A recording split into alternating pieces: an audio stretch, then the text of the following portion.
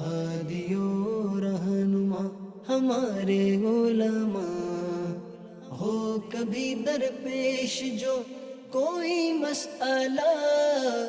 پوچھ لیں حاضر ہوں ہم ان کی بارگاہ۔ الحمد للہ رب العالمین والصلاة والسلام علی خاتم النبیین، اما بعد فاعوذ باللہ من الشیطان الرجیم، بسم اللہ الرحمن الرحیم۔ الصلاة والسلام علیک یا رسول اللہ وعلی آلک واصحابک یا حبیب اللہ، الصلاة والسلام علیک یا نبی اللہ وعلی آلک واصحابک یا نور اللہ۔ مدنی چینل کے ناظرین، پروگرام دارالافتاء اہل سنت میں آپ کو خوش آمدید کہتے ہیں۔ اللہ رب العالمین ہم سب کو دین اسلام کے احکامات سیکھ کر سمجھ کر ان پر عمل پیرا ہونے کی توفیق عطا فرمائے۔ ہمارے پیارے نبی صلی اللہ تعالی علیہ وآلہ وسلم کا فرمان عظمت علی شان ہے، 3 طرح کے وہ اشخاص جنہیں بروز معاشر اللہ پاک عرش کا سایہ عطا فرمائے گا۔ ان میں سے پہلا شخص ارشاد فرمایا جو میرے کسی امتی کی پریشانی کو دور کرے، دوسرا وہ ہوگا کہ جو میری سنت کو زندہ کرے، اور تیسرا وہ شخص جو مجھ پر کثرت سے درود بھیجے۔ سبحان اللہ۔ اللہ رب العالمین ہم سب کو ان 3 باتوں پر عمل پیرا ہونے کی توفیق عطا فرمائے، اور بروز محشر اللہ پاک اپنے عرش کا سایہ ہم سب کو نصیب فرمائے، آمین۔ صلو علی الحبیب صلی اللہ تعالی علی محمد صلی اللہ علیہ وآلہ وسلم۔ ناظرین کرام، اس پروگرام میں آپ اول تاخیر ہمارے ساتھ شامل رہیں تو بہت سے شرعی سوالات اور احکامات سوالات جوابات کی صورت میں ہمیں سیکھنے کو ملیں گے۔ آج کے ہمارے مہمان اور مجیب مفتی محمد جمیل رضا عطاری ہیں، ان کو بھی خوش آمدید کہتے ہیں۔ جزاکم کیسے اللہ۔ مزاج کرام؟ الحمدللہ علی کل حال۔ ماشاء اللہ۔ بڑھتے ہیں، ہمارے پاس کچھ ویڈیو سوالات ہیں، ان کو شامل کرتے ہیں، دیکھتے ہیں ہمارے ناظرین کیا پوچھنا چاہتے ہیں۔ میرا نام سرور ہے۔ اچھا، میرا مفتی صاحب سے یہ سوال تھا، سردیوں میں گرم ٹوپی عموماً اس طرح کی ہوتی ہے، فولڈ کی ہوئی، کیا اس طرح کی فولڈ کی ہوئی ٹوپی پہن کے نماز ادا کی جا سکتی ہے؟ جی، سرور بھائی ہیں اور ٹوپی فولڈ کرنے کے حوالے سے۔ بسم اللہ الرحمن الرحیم۔ جس انداز کی یہ ٹوپی پہنے ہوئے ہیں، اور وہ عام طور پہ ٹوپی کا جو کپڑا ہوتا ہے، یا جس طرح کی یہ ٹوپی بڑی ہے تو وہ کافی لمبی ہوتی ہے، ڈیپ میں ہوتی ہے، یعنی اگر اس کو ہم نیچے کریں گے تو کافی نیچے تک جائے گی۔ تو اس طرح کی ٹوپی کے پہننے کا جو رواج اور انداز ہے، اس میں اس کو کچھ فولڈ کیا جاتا ہے۔ جی، تو یہ ٹوپی عرفاً عادتاً جس انداز سے پہنی جاتی ہے، اس کا اسٹائل ہی یہی ہے کہ اس کو فولڈ کیا جائے، یعنی اس کا معتاد طریقہ یہی ہے۔ معتاد اور عادت کے مطابق اس کو یوں ہی پہنا جاتا ہے، کیونکہ اس کے اندر جس ٹوپی کے اندر جو اندر والا جو حصہ ہے، اس میں کچھ دھاگے اور شینیل والا جو انداز ہے، وہ ایک ڈیزائن بن جاتا ہے جو فولڈ ہونے کی صورت میں۔ تو یوں اس طرح کی ٹوپیاں بکثرت مختلف اسٹائل انداز کی ہیں کہ جس کو پہنا ہی فولڈ کر کے جاتا ہے۔ اس کے علاوہ بھی ایک نارمل قسم ٹوپیاں ہوتی ہیں اون کی بنی ہوئی، جو گرمیوں میں بالخصوص پہنتے ہیں نوجوان طبقہ، تو اس کا بھی طریقہ کار یہ ہوتا ہے کہ وہ کھینچتے ہیں اور اس کے بعد پھر اس کو فولڈ کر لیتے ہیں۔ تو اس میں بعض اوقات کان بھی چھپ جاتے ہیں، اور پھر بھی کچھ نہ کچھ حصہ اس کا فولڈ کیا ہوا ہوتا ہے۔ یہ عرفاً عادتاً ایک طرح کی فولڈ کرنے کا انداز ہے، اور حدیث مبارکہ میں جو کپڑا فولڈ کرنے سے منع فرمایا گیا ہے نماز کی حالت میں، تو وہ انداز ہے، علماء نے جو اس کی تشریح فرمائی ہے کہ خلاف عادت کپڑے کو فولڈ کیا جائے، یعنی وہ انداز کپڑے کے فولڈ کرنے کا ہے نہیں عادتاً، لیکن یہ خلاف عادت کپڑے کو فولڈ کر رہا ہے اور اس حالت میں نماز پڑھ رہا ہے، تو وہ کف ثوب منع ہے۔ لیکن جو کف ثوب یعنی کپڑے کا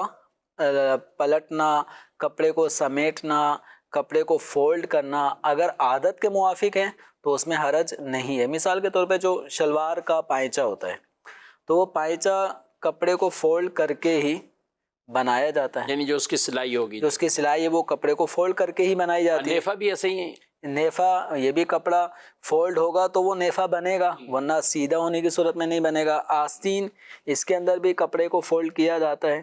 تو یہ عادت کے موافق ہے. اسی طرح کالر پٹی یہ سب فولڈ ہوتی ہیں, بعض کالر ایسے ہوتے ہیں سردیوں میں بالخصوص نیچے ہائی نیک وغیرہ کو استعمال کرتے ہیں تو اس کو آپ دیکھیں تو یہ بھی فولڈ کی ہوتی ہے, کچھ نے فولڈ کر کے. تو کوئی بالکل اس کو ہائی نیک کو بالکل کھول کے نہیں پہنتا. ہاں اگر سردی زیادہ ہو تو وہ اس لیے بھی ہوتی ہے تاکہ پوری گردن کو کور کرے, لیکن اگر اتنی سردی نہیں ہے تو اس کو عام طور پہ ایک رول اس کا فولڈ کر لیا جاتا ہے. تو یہ عادت کے مطابق ہے, اور یہی وجہ ہے کہ علماء کرام نے ایک مسئلہ یہ بھی لکھا ہے کہ جو آستینیں ہوتی ہیں تو عام طور پہ عادتاً کام کاج کے وقت آدھی کلائی تک کچھ نہ کچھ آستین کا حصہ فولڈ ہو ہی جاتا ہے. صحیح. تو اس کو علماء نے تشمیر کا لفظ عربی زبان میں اس کے لیے استعمال ہوتا ہے آستین فولڈ کرنا یا آستین اوپر چڑھانا. تو یہ آستین اوپر چڑھانا یا آستین فولڈ کرنا یہ آدھی کلائی تک عام طور پہ لوگوں کا ایک رواج ہے, انداز ہے. بالخصوص جو ہمارے وہ مرد حضرات جو کاٹن کا سوٹ پہنتے ہیں تو ان کی اکثر یہ عادت ہے کہ وہ اپنا ایک بل اپنے کف کو یا 2 بل دے دیتے ہیں جو آدھی کلائی تک یا اس سے نیچے تک ہوتے ہیں. تو یہ عادت کے مطابق ہے, اس میں کراہت نہیں ہے. اور ویسے بھی وضو میں بھی بعض اوقات آدمی اتنا ایک آدھا کوئی بل رہ ہی جاتا ہے, وضو کیا نیچے گیا کچھ نہ کچھ وہ رہ جاتا ہے, تو وہ یہ عادت کے ایک مطابق اور موافق ہے. تو اس انداز سے اگر آستین کا کچھ حصہ فولڈ ہے تو اس سے نماز میں کوئی کراہت پیدا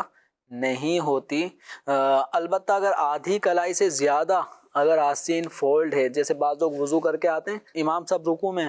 اب جلدی وہ یوں کر رہے ہوتے ہیں, خدشہ یہ بھی ہوتا ہے کہ امام صاحب رکوع سے سر نہ اٹھا لیں, تو اب وہ جتنی بھی نیچے ہوتی ہے وہ اگر آدھی کلائی سے اوپر تک آستین چڑھی ہوئی ہے تو یہ کف ثوب ہے, کپڑے کو فولڈ کرنا ہے, اور اس حالت میں نماز شروع کرنا بھی جائز نہیں ہے. تو لہذا اگر رکعت فوت ہو رہی ہے, رکوع نکل رہا ہے, لیکن آپ اس مکروہ تحریمی عمل سے تو باہر نکلیں. جب آستین آدھی کلائی جب اس سے نیچے تک آ جائے, اب بھلے آپ نے بٹن نہ لگائے ہوں, اب آپ کریں, اب آپ نماز شروع کر دیں اور جماعت میں شامل ہو جائیں. اور اگر آستین نیچے کرنے کی صورت میں جبکہ آستین ابھی اوپر ہے اور ٹائم لگ رہا ہے اور رکوع فوت ہو جائے گا تو آپ پہلے آستین کو باقاعدہ نیچے کر لیں. اگر رکوع فوت ہو رہا ہے تو وہ دوبارہ آپ اس کو پڑھ سکتے ہیں, لیکن مکروہ تحریمی عمل کے ساتھ اپنی نماز کو شروع نہیں کریں گے. یعنی زیادہ سے زیادہ یہی ہوگا کہ آپ کا رکوع فوت ہوا تو آپ کی رکعت شمار نہیں ہوگی, یعنی آپ کو جماعت تو پھر بھی مل جائے گی اور جماعت کا حصہ بھی مل جائے گا, وہ رکعت شمار نہیں ہوگی جب آپ رکوع میں نہیں, لیکن اس وجہ سے فولڈ کی ہوئی صورت میں نماز مکروہ تحریمی نہ کریں کہ اس کو دوبارہ پڑھنا پڑے. اب ایک چیز اور بھی ہے کہ وضو خانے عام طور پہ مسجد جہاں نماز ہو رہی ہوتی ہے تو کم سے کم آپ کے 8-10 صفوں جتنا فاصلہ, یعنی کوئی 10-20 قدم جتنا فاصلہ تو ہوتا ہی ہے. تو وضو خانے پر ہی اپنی آستینوں کو اچھی طریقے سے وہیں پہ نیچے کر لیں, تاکہ جب مسجد کے اندر آ رہے ہوں تو ایک بے احتیاطی یہ بھی ہو رہی ہوتی ہے کہ اعضائے وضو سے وضو کا پانی بھی ٹپک رہا ہوتا ہے. تو جب آپ آستین وہیں پہ نیچے کر لیں گے تو ایک تو اعضائے وضو سے پانی ٹپکنے کا عمل مسجد کے فرش پہ نہیں ہوگا, یہ ٹھیک اور دوسرا یہ کہ بعض اوقات کھڑے ہو گئے, اب آستین نیچے کر رہے ہیں, ادھر بھی لوگ جمع ہو گئے, وہ اپنی نماز شروع کر رہے ہیں اور یہ بیچ میں کھڑا آستین ہی صحیح کر رہا ہے, تو جب تک یہ نماز میں داخل نہیں ہے تو اس کی وجہ سے صف بھی منقطع ہو رہی ہے. تو لہذا ان سب کراہتوں سے اور غلطیوں سے بچنے کا بہترین عمل تو یہی ہے کہ وضو خانے پر ہی اپنی آستینیں وغیرہ نیچے کر لیں. ٹھیک. اچھا, یہ جو آپ نے کہا کہ اسی طرح نماز شروع کر دے, اب کسی نے کر دی نماز, آستینیں اس کی بالکل چڑھی ہوئی تھیں اور اسی طرح نماز شروع کر دی, اس کو کیا کہیں گے آپ؟ کف ثوب نماز کے دوران کیا جائے یا نماز شروع کرنے کے وقت ہی کپڑے فولڈ ہوئے تھے تو اس حالت میں نماز شروع کر دینا بھی مکروہ تحریمی ہوگا, ناجائز ہوگا. ایسی نماز کو پھر بعد میں دوبارہ سے درست طریقے سے پڑھنا ہوگا. اچھا, دوسری بات جو آپ نے عادت کہی نا, تو اب کئی ایسے ہوتے ہیں وہ نیفے کو بھی موڑ رہے ہوتے ہیں, تو اچھا بعض پینٹیں ہوتی ہیں ایسی ہیں کہ جو نیچے سے کچھ فولڈ ہوتی ہیں, عام طور پہ جو پینٹ کوٹ ہیں یا اس طرح کی کوئی استعمال کرتے ہیں تو ان کی وہ استری ہی اسی انداز سے ہوتی ہیں اور ان کو بٹھایا جاتا ہے, بلکہ ان کو سلائی کے ذریعے فکس بھی کیا جاتا ہے. اچھا, کچھ ایسی ہوتی ہے کہ جو نہیں ہیں لیکن ان کو وہ فولڈ کیا کرتے ہیں, یعنی ان کو بات کریں گے اور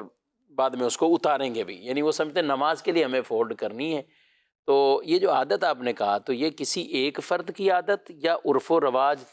عام طور پہ لوگوں کی عادات، کس عادت کا اعتبار کریں گے؟ لیکن پرسنل اس طرح کے جو عادت یا عرف کا جو لفظ استعمال ہوتا ہے یہ پرسنل کسی ایک شخص کی عادت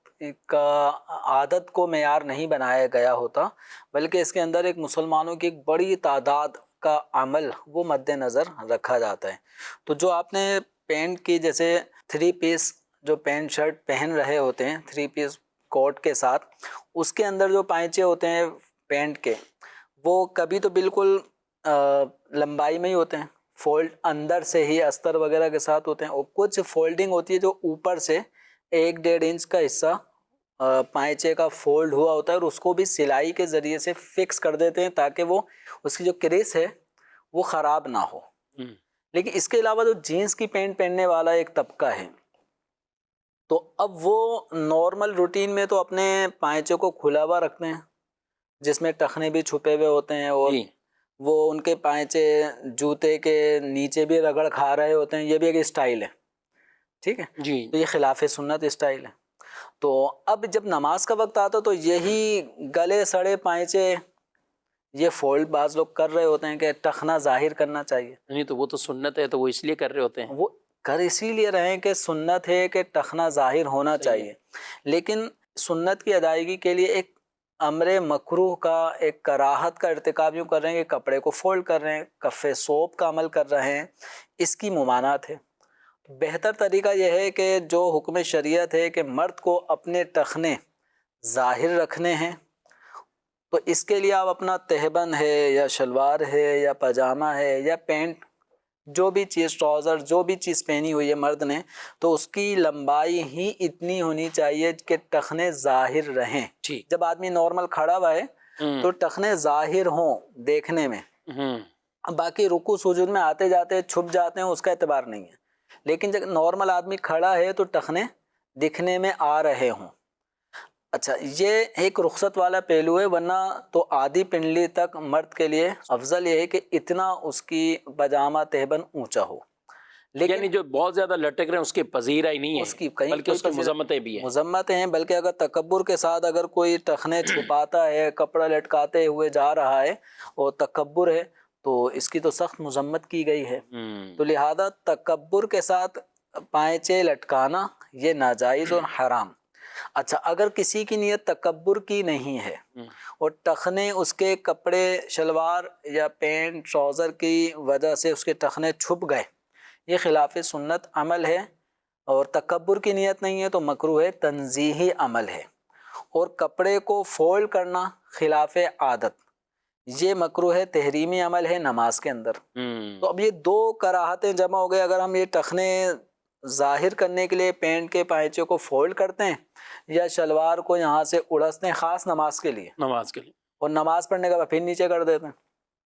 تو اب یہ ہے مکروہ تحریمی عمل، اور ٹخنے کا چھپ جانا نماز کے اندر مکروہ تنزیہی عمل۔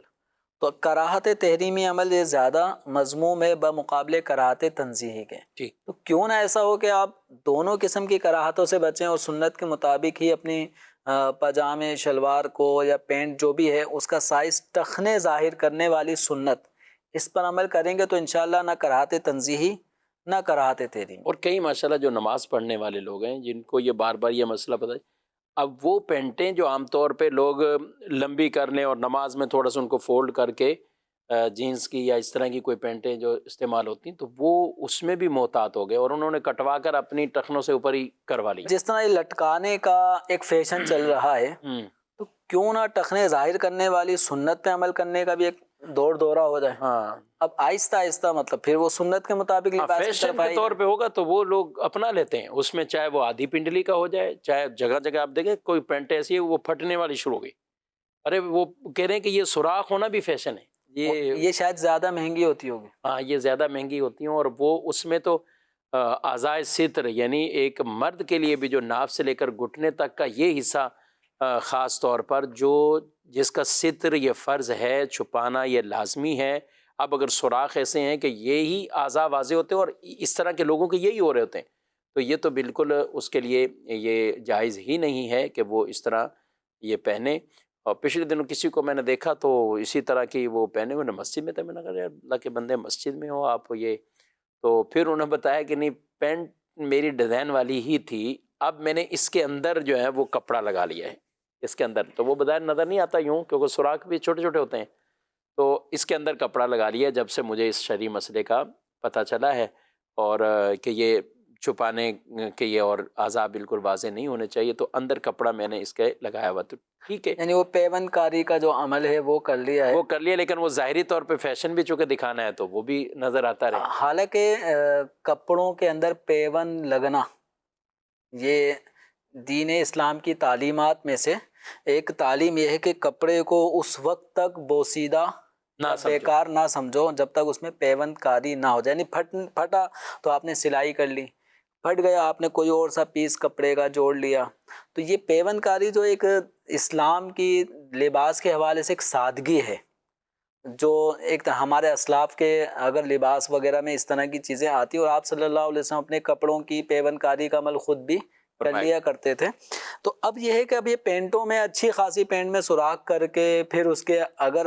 اس کے نیچے بھی اگر کوئی اثر لگا کے یعنی پیون کاری کر رہے ہیں, لیکن بس بات وہی ہے کہ جو سنت نبوی ہے, کپڑے کی سادگی ہے, اس کا اس سے کوئی تعلق نہیں ہوگا. یہ ایک دنیاوی فیشن کی مطلب ایک بھیڑ چال چلی آ رہی ہے, اور اسی انداز کو کہ اس کے دھاگے جینس کے دھاگے نکلے ہوئے ہوں بے تکے سے, جتنا مطلب بے تکے اسٹائل سے پھٹا ہوا ہوگا وہ فیشن اتنا زیادہ فیشن ہے. اللہ اکبر. اللہ پاک ہمیں سنت پر عمل کی توفیق دے. سنت میں عظمت ہے, سنت میں برکت ہے. بڑھتے ہیں مزید سوالات کی طرف, پہلے کچھ ویڈیو سوالات لیتے ہیں. میرا نام محمد علیان ہے. کیا صدقے کا پیسہ گھر میں رکھنے سے نحوست ہوتی ہے؟ صدقے کا پیسہ گھر میں رکھنے سے نحوست ہوتی ہے, یہ انہوں نے سوال کیا ہے. تو ایسی کوئی بھی بات دین اسلام کی تعلیمات میں سے نہیں ہے. اچھا, اب یہ ہے کہ صدقے کے پیسے کس کے گھر میں رکھے ہوئے ہیں, کیوں رکھے ہوئے ہیں, تو اس حوالے سے تھوڑا سا حکم میں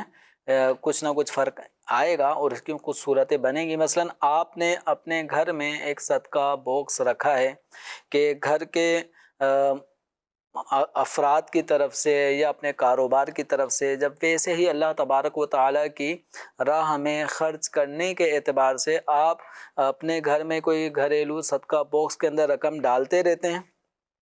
اب انتظار کر رہے ہوتے ہیں کہ مہینہ مکمل ہو یا ایک اچھی تعداد میں وہ باکس بھر جائے, تو پھر اس کی کیلکولیشن کرنے کے بعد پھر ہم وہ صدقے کی رقم اللہ تبارک و تعالی کی راہ میں خرچ کریں گے, یا بزرگان دین کے آراس کے مواقع پر ایصال ثواب کے لیے کوئی نیاز فاتحہ کا اہتمام کریں گے. تو اب اس صورت میں جو گھریلو صدقہ باکس کی رقم آپ کے گھر میں ہے, یہ رقم چونکہ آپ کی ہے, آپ کی فیملی ممبرز کی ہے, تو اس رقم کا گھر میں ہونا تو کسی بھی قسم کی نحوست کا سبب نہیں بن سکتا, بلکہ ایک طرح کی یہ برکت حاصل کر لی انہوں نے کہ اتنا پیسہ نکال کر الگ کر لیا لی کہ الگ کر لیا. اور عام طور پہ مسلمان اس جدا کیے ہوئے پیسے کو استعمال میں لانے سے کتراتے ہیں, بالکل, حالانکہ ان کی ملکیت ہوتا ہے, ان کی ملکیت ہے. اچھا, ایک صورت یہ ہے کہ صدقے کا پیسہ آپ کو کسی نے زکوٰۃ کی رقم یا فطرے کی رقم یا مختلف صدقات نافلہ واجبہ کی رقم دی ہے کہ یہ آپ فلاں غریب مستحق کو دے دیں, اور اس تک آپ نے رقم پہنچانی ہے لیکن اس وقت ٹائم ایسا ہے کہ ابھی نہیں پہنچا سکتے, تو یوں آپ اس رقم کو اپنے گھر پہ لے کر آ گئے, تو یہ رقم آپ کے پاس امانت ہے, تو امانت کی حفاظت کریں گے. تو اس طرح یہ رقم اگر آپ کے گھر میں موجود ہے تو اس رقم کی وجہ سے بھی کسی قسم کی نحوست نہیں آنی. اچھا, ایک صورت یہ ہے کہ آپ نے اپنی زکوٰۃ کی اماؤنٹ وہ الگ کر لی ہے کہ یہ رقم میں کل جاتے ہوئے کسی کو اپنی یہ زکوٰۃ ادا کروں گا, تو یہ جو رقم آپ نے زکوٰۃ یا صدقے کی الگ کی ہے اس میں بھی کوئی مذائقہ نہیں ہے. البتہ ایک صورت یہ ہے کہ کسی نے آپ کو زکوٰۃ کی رقم دی کہ فلاں کو یہ میری زکوٰۃ پہنچا دینا, اب بدنیتی کے ساتھ کہ وہ رقم اس آدمی کو دینے کے بجائے اپنے گھر پہ لے آئے تاکہ اس رقم کو خود ہی استعمال کریں گے, تو اب اس انداز سے جو رقم ہوگی اب یہ امانت کے بجائے اس مال میں خیانت ہوگی. تو یہ جو خیانت کا جو عمل ہوگا یہ حرام ہوگا. اس حرام کام کی نحوست پھر آدمی کو ہو سکتا ہے دیکھنے کو ملے, ورنہ صدقے کی رقم کا محض گھر میں ہونا یہ کسی قسم کی بلاؤں مصیبتوں کو لانے والا نہیں ہے, بلکہ صدقہ تو بلاؤں کو دور کرتا ہے, ٹالتا ہے. یہ سوال ہے کہ کچھ لوگ ایسے ہوتے ہیں جن کا شر بہت زیادہ ہوتا ہے، انہیں ہر طرح سے ڈیل کیا جائے، مگر وہ پھر بھی شر ہی شر پھیلا رہے ہوتے ہیں۔ ایسے لوگوں کے شر سے کیسے بچا جا سکتا ہے؟ ایسے شریر کو آپ کیوں سمجھا رہے ہیں جس کا شر پھیلا ہوا ہے؟ ہو سکتا ہے کوئی سوشل میڈیا پہ اپنا شر پھیلا رہا ہو، کوئی اپنی بد زبانی کی وجہ سے اپنے علاقے میں شر پھیلا رہا ہو، یا خاندان میں کچھ نہ کچھ ایسے ہوتے ہیں جو شر ہی پھیلاتے ہیں۔ تو ہماری طرف سے تو شر نہیں ہے نا، شر اس کی طرف سے ہے۔ جہاں تک ممکن ہو سکے ہم اس کے شر کا بھی اگر خیر سے جواب دے دیں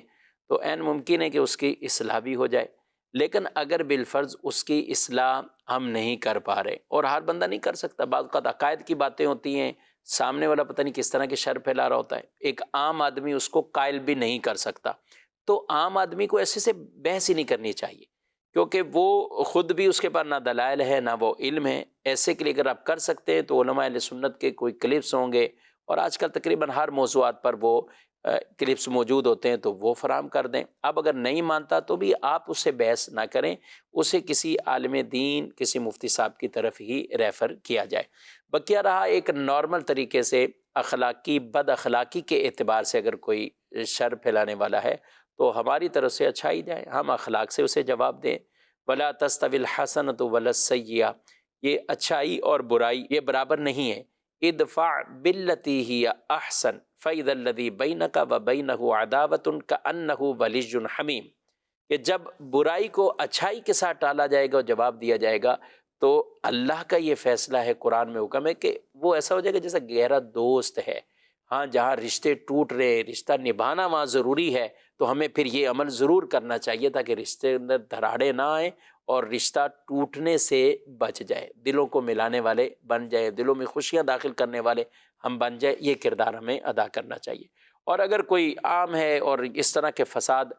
پھیلاتا ہے تو ہم نے اپنا فرض ادا کر لیا ایک طرح کا، اب پھر بھی نہیں ہے تو ٹھیک ہے، آپ وہ اپنے گھر رہیں، ہم اپنے گھر رہتے ہیں۔ قرآن پاک میں کہا گیا ہے کہ ایسے لوگ ہیں اذا خاطبہم الجاہلون قالوا سلاما، تو پھر آپ ان سے مطلب اعراض ہی کریں، ان سے نہ بحث کریں، نہ ان سے دوستیاں کریں، نہ کسی اور طرح انہیں ڈیل کریں۔ اگر انہیں کوئی ایسا ڈیل کرنے والا مل گیا جو انہی کی طرح شریر ہوا تو پھر وہ ان کو بہت کچھ سمجھا دے گا۔ ہم چونکہ ایسا نہیں کر سکتے، اس لیے ہم اپنے گھر خوش، وہ اپنے گھر رہیں جہاں بھی ہے، تو اس طرح کے معاملات میں ہمیں زیادہ آگے نہیں بڑھنا چاہیے۔ تو بہرحال مختلف صورتیں ہو سکتی ہیں، لیکن آپ نے جو پوچھا ہے، اگر آپ کی واقعی کوئی فیملی ممبرز ہیں یا آپ کی رشتہ داری میں ہی کوئی ایسے ہیں، بعض اوقات میاں بیوی کے ایسے مسائل ہیں، تو دارالفتہ اہل سنت کے یہ نمبرز لیجئے، اور ان نمبرز پر اگر آپ رابطہ کریں گے، کوئی خاص مسئلہ ہے تو انشاءاللہ آپ کا وہ جواب دے دیا جائے گا۔ اور امیر اہل سنت دامت برکاتہم العالیہ کے مدنی مذاکرے دیکھنا تو یہ دونوں کے لیے مفید ہو سکتے ہیں۔ تو ایسے کو ہم یہ تو کہہ سکتے ہیں کہ بروز ہفتہ براہ راست وہ تشریف فرما ہوتے ہیں، مدنی چینل پر ہوتے ہیں، آپ ان کی گفتگو سنیں، کوئی نہ کوئی ٹاپک ایسا نکل ہی آتا ہے کہ شرکائے مدنی مذاکرہ یہ سمجھتے ہیں کہ یہ شاید آج مجھے ہی سمجھایا جا رہا ہے، یہ بات میرے لیے ہی کہی جا رہی ہے۔ اور ہاں، ایسی باتیں عام طور پر یہ مدنی مذاکرے میں موضوعات ایسے چل پڑتے ہیں، نکلتے ہیں، اور کئی لوگوں کی اصلاح ہوتی ہے، تو یہ دعوت دینا بھی وہاں پہ مفید رہے گا۔ مزید سوال ہے، میں اقتباس سے تعلق رکھتا ہوں، میرا ایک آپ سے سوال ہے کہ ایک بندہ غسل کر رہا ہے، اس پانی میں جس میں وہ غسل کر رہا ہے اگر کوئی پاک ہاتھ ڈال دے تو کیا اس پانی سے وہ غسل کر سکتا ہے؟ جو غسل کر رہا ہے اس پر غسل واجب نہیں ہے۔ غسل کرنے والے پہ غسل واجب نہیں ہے، اور کسی اور نے پاک ہاتھ ڈال دیا، تو ایک ہے غسل کرنا اور ایک ہے ویسے ہی نہانا، تو پانی دونوں صورتیں میں چلے مستعمل ہو ہی گیا کسی سے، تو کیا ویسے نہانے میں وہ استعمال ہو سکتا ہے؟ بعض اوقات کچھ وقت گزرنے کے بعد اپنے آپ سے بھی کچھ بوریت سی ہونے لگتی ہے کیفیت سے، تو اب آدمی غسل کر لیتا ہے، نظافت حاصل کرتا ہے، تو اس سے فریش ہو جاتا ہے۔ تو اب اگر کوئی یوں فریشمنٹ کے لیے اگر غسل کر رہا ہے اور مستعمل پانی سے وہ نہا لیتا ہے تو اس میں کوئی مذائقہ نہیں ہے کہ مستعمل پانی یہ ناپاک نہیں ہوتا، مستعمل پانی پاک ہوتا ہے۔ اب رہا معاملہ یہ کہ وضو کرنا ہو یا غسل کرنا ہو، تو اس کے لیے جو فرض غسل ہے یا وضو جو فرض آپ نارملی ہوتا ہے ٹھنڈک حاصل کرنے کے لیے، محض ٹھنڈک حاصل کرنے کے لیے اعضائے وضو دھو رہا ہے، ایک ہے باقاعدہ وضو کرنا۔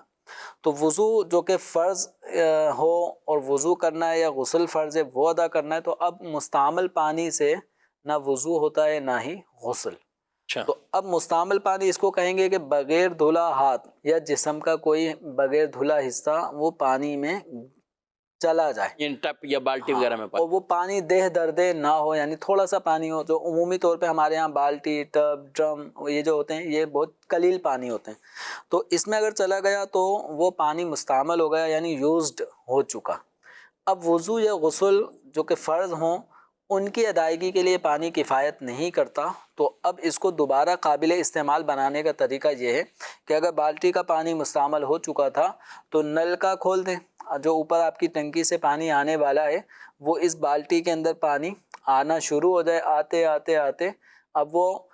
سائٹوں سے بہنے لگ جائے، تو اب یہ ہو گیا جاری پانی. کتنا بہنا ہوگا اس میں؟ اس کے لیے کئی ہاتھ بہنا ضروری نہیں ہے، ٹھیک. تو کچھ بھی بہنا شروع ہو گیا تو یہ بالٹی کا پانی جاری جب نلکے سے پانی آ رہا ہے اور بہہ رہا ہے تو بالٹی کے اندر جو پانی ہے یہ مائع جاری یعنی جاری پانی کہلائے گا. ٹھیک. اور جو مستعمل پانی تھا وہ اس کا حکم ختم ہو گیا. اچھا ایک طریقہ اور ہے کہ جیسے آدھی بالٹی سے کچھ کم مستعمل پانی تھا اور اب اگر ہم نے اس پانی سے زیادہ پانی اس کے اندر بھر دیا، مثلا آدھی بالٹی سے کم مستعمل پانی تھا، اب ہم نے بالٹی کو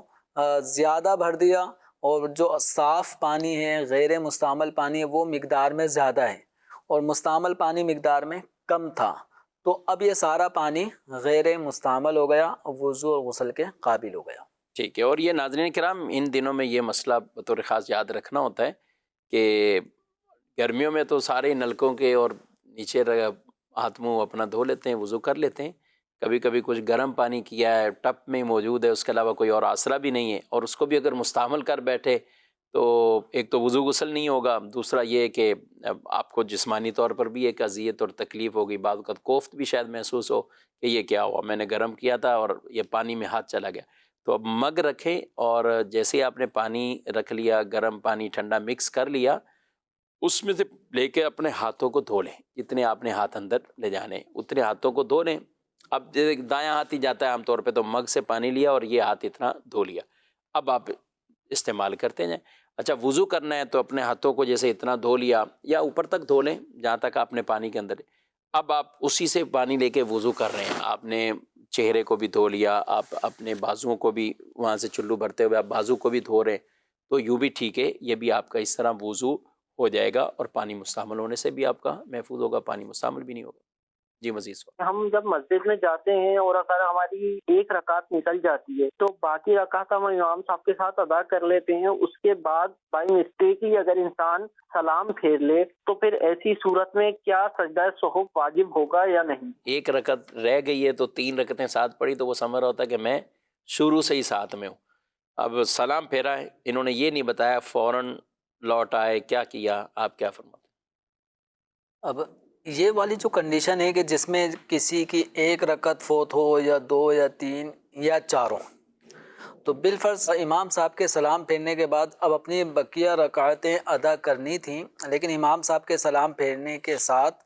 اس نے بھی سلام پھیر دیا. ٹھیک. تو اب اس کنڈیشن میں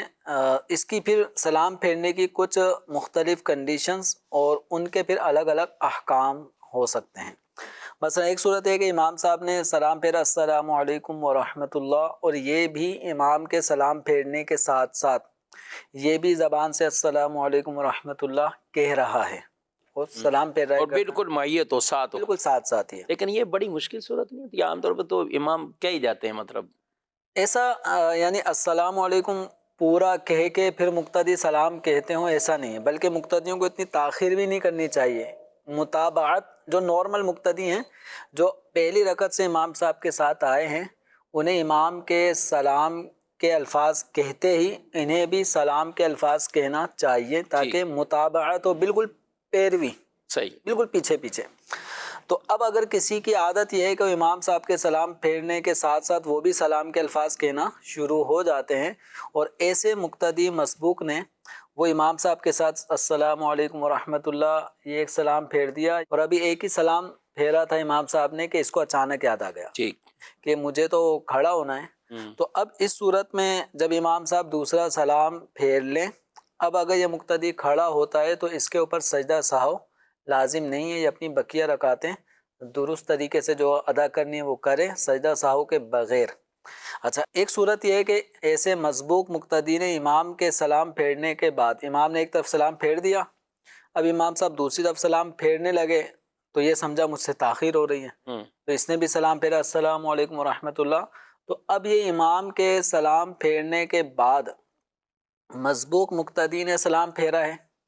تو اس وجہ سے اب چونکہ یہ سلام پھیرنے کا عمل بھولے سے ہوا، یہ اپنے آپ کو سمجھ رہا ہے کہ میں پہلی رکعت سے ہی آیا ہوں، تو اس صورت میں اس کو اپنی بقیہ رکعتیں ادا کرتے وقت سجدہ سہو کرنا ہوگا۔ ٹھیک ہے، سجدہ سہو بھی یاد نہ رہا تو پھر کیا کرنا ہوتا ہے؟ سجدہ سہو جب واجب ہو جائے اور وہ بھی کرنا ایک آدمی بھول جائے تو پھر اس نماز کو دوبارہ سے پڑھے گا،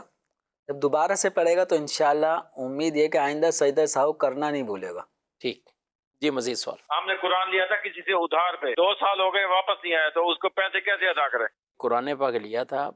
اب وہ آ ہی نہیں رہے، ادھار میں لیا تھا۔ اچھا، یہ بات کا جو ان علاقوں میں قرآن پاک بیچنے کے لیے بھی جو نسخے ہیں وہ لے کر گلیوں میں بھی آتے ہیں، کچھ لوگ بائکوں پر، کچھ مختلف، تو اب ان سے قرآن پاک انہوں نے لے لیا، پیسے بعد میں دے دیں گے، اب کیا کریں؟ یعنی قرآن پاک کا نسخہ انہوں نے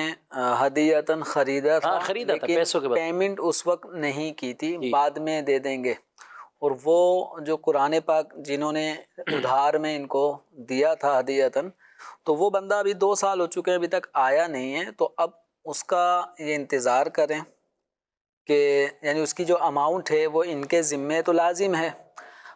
اب اگر وہ نہیں آ رہا اور اس کے نہ آنے کی صورت میں ان کو ظن غالب ہو جائے کہ وہ نہیں آئے گا، تو اب اتنی اماؤنٹ وہ کسی فقیر کو اس نیت سے صدقہ کر دیں کہ اس کا ثواب اس کو ملے، ٹھیک، اور اگر وہ آ جاتا ہے تو یہ بتا دیں کہ اتنی اماؤنٹ میں نے کسی غریب کو صدقہ کر دی تھی یا مسجد میں دے دی تھی، اگر آپ چاہیں تو اس صدقے کو اس کا ثواب حاصل کر لیں، وہ میں نے آپ کی طرف سے کیا تھا، اگر وہ کہتا نہیں بھائی مجھے رقم چاہیے، صحیح، تو اب آپ کو رقم دینی ہوگی۔ اب وہ جو آپ نے صدقہ کیا تھا ان کی طرف سے، وہ آپ کی طرف سے صدقہ ہو جائے گا۔ ٹھیک ہے، ویسے عام طور پہ قرآن پاک کو یا اس طرح کی چیزیں تو ادھار میں کم خریدی جاتی ہیں، کہ یہ جو پھیری لگانے والے یا پھیری پہ آ کے بیچنے والے ہوتے ہیں، پارے، سورہ یاسین یا کچھ بھی، تو وہ آئے پیسے لیے چلے گئے، ادھار میں یہ خرید و فروخت کم ہوتی ہے یہ، لیکن انہوں ہو نے سکتا ہے کہ کوئی اللہ والا ہو، نسخہ انہوں نے پسند آ گیا اور اس وقت پیسے نہ ہو اور یوں کر کے بعض اوقات یہ بھی ہوتا ہے کہ ہمارے پاس ہیں بندے نوٹ اور اس کے بعد اس کا چینج نہیں ہے، صحیح، تو وہ کہتا ہے ٹھیک ہے میں اگلی دفعہ آ کے آپ سے لے لوں گا، اور اس کا یہاں آنا بھی اگلی دفعہ اب وہ آیا نہیں یا اللہ کی بارگاہ میں چلا گیا، کچھ بھی ہوا، تو اب یہ ہے کہ ان کے لیے حکم یہ جو ابھی بیان کیا ہے۔ جی، مزید سوال؟ میرا سوال یہ تھا، کیا تہجد پڑھنے کے لیے سونا لازمی ہے؟ تہجد کی نماز کا جو وقت ہے وہ آپ عشاء کے فرض ادا جب کر لیتے ہیں تو عشاء کے فرض ادا کرنے کے بعد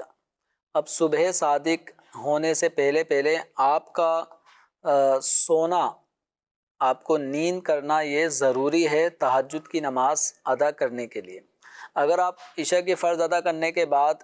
آپ آدھے گھنٹے، 1 گھنٹے، 5 منٹ بھی اگر آپ سو گئے، بھلے آپ لیٹ کے سوئے یا سیٹ پہ بیٹھے بیٹھے سوئے یا جس نارمل پوزیشن میں بندہ بیٹھے بیٹھے اونگ آ گئی، صحیح، تو آپ کے لیے تہجد کا وقت شروع ہو گیا۔ صحیح، اب باقاعدہ نیند جو آپ 12 بجے، 11 بجے، 1 بجے سوئیں گے، اس سے پہلے پہلے بھی اب آپ تہجد پڑھ سکتے ہیں، لیکن تہجد پڑھنے کا جو بہتر اور افضل وقت ہے وہ رات کا آخری حصہ جو بالکل صبح صادق کے قریب قریب کے جو وقت ہوتا ہے، یہ تہجد پڑھنے کے لیے ایک افضل اور بہتر وقت ہے، ورنہ آپ عشاء کے فرض ادا کرنے کے بعد اگر آپ کمر سیدھی کرنے کے لیے 1 آدھ گھنٹے بھی لیٹ گئے، سو گئے، تو اس سونے کے بعد آپ اٹھ جائیں اور اس دوران تہجد پڑھ لیں، صلاۃ التوبہ پڑھ لیں، اور اب باقاعدہ اب آپ سو جائیں فجر کے انتظار میں، تو آپ کو یہ تہجد کا ثواب ملے گا۔ کچھ ایس ایم ایس بھی شامل کرتے ہیں، یہ کہتے ہیں کہ معجزہ اور کہانی پڑھنا جائز ہے، یہ کئی ایسی کہانیوں والی کچھ کتابیں بھی ہوتی ہیں جو منت بھی مان لیتے ہیں، اور اس میں کچھ ایسے ہوتے ہیں کہ جن کو معجزے سے بھی وہ کہہ دیتے ہیں کہ یہ معجزہ نام کی ہے، یہ عام کوئی کہانی نام کی ہے، 10 بیویوں کی کہانی، فلاں کہانیاں، ان کو پڑھنے کی کیا شرعی حیثیت؟ دیکھیں ایسی جو کہانیاں جو غیر مستند ہیں اور جھوٹے اور من گھڑت فرضی واقعات پر مشتمل ہیں، تو ایسی کہانیاں، ایسے قصے نہیں سننے چاہیے۔ بعض اوقات اس میں جھوٹے قصے اس طرح کے من گھڑت بھی ہو جاتے ہیں کہ جس کا باقاعدہ کسی نبی علیہ الصلوۃ والسلام کا جس میں تذکرہ آ رہا ہوتا ہے، کسی صحابی کی طرف یعنی ان طرح نسبت کر رہے ہوتے ہیں۔ نسبت کر رہے ہوتے ہیں، اور ہوتا وہ ایک فرضی من گھڑت۔ تو اس طرح کے جھوٹے قصے کہانی نہیں پڑھنے چاہیے، بلکہ ہمیں دین اسلام نے الحمدللہ مستند کتابیں دین اسلام میں لکھی گئی ہیں سیرت نبوی صلی اللہ تعالی علیہ وآلہ وسلم کے موضوع پر، صحابہ کرام علیہم رضوان کی سیرت پر۔ تو ان واقعات کو پڑھیں، جیسے کرامات صحابہ، یہ مکتبۃ المدینہ کی کتاب ہے، اس کے اندر صحابہ کرام علیہم رضوان کی کرامات موجود ہیں۔ سیرت رسول عربی، سیرت مصطفیٰ، یہ مکتبۃ المدینہ سے آپ کو یہ کتابیں حاصل ہو جائیں گی۔ اس کے اندر سرکار دو عالم صلی اللہ علیہ وسلم کی سیرت ہے، اور مفتی قاسم صاحب دامت برکاتہم العالیہ کی کتاب سیرت الانبیاء، اس میں مختلف انبیاء کرام علیہم الصلوۃ والسلام کے احوال مستند معتمد کتابوں کے حوالے سے وہ ذکر ہیں۔ تو اس طرح کے مستند واقعات پڑھیں گے تو اس سے انشاءاللہ انبیاء کرام علیہم الصلوۃ والسلام کی جو عظمت و شان قرآن و احادیث سے معلوم ہوتی ہے، وہ انشاءاللہ ہمیں اور زیادہ معلومات حاصل ہوگی، بجائے اس کے کہ فرضی واقعات غیر مستند کتابیں پڑھنے میں بعض اوقات ایسے واقعات بھی ہیں جس میں انبیاء کرام علیہم الصلوۃ والسلام کی شان کے وہ واقعات لائق نہیں ہیں۔ کسی بھی طرح سے حضرات انبیاء کرام علیہم الصلوۃ والسلام کے بارے میں جو عقائد اسلام ہیں، ان کو جب ہم دیکھتے ہیں کہ ایک مسلمان کو نبی کے بارے میں یہ عقیدہ رکھنا چاہیے، وہ فرضی واقعہ، وہ من گھڑت واقعہ، وہ ان کی شان کے خلاف ہوتا ہے۔ تو مستند کتابیں جو ہے نا، وہ ہمارے اسلاف نے، بزرگان دین نے لکھی ہیں۔ اب ان کتابوں کو ہم پڑھیں گے تو صحابہ کرام علیہم رضوان، اہل بیت اطہار، ان کی عظمت و شان معلوم ہوگی۔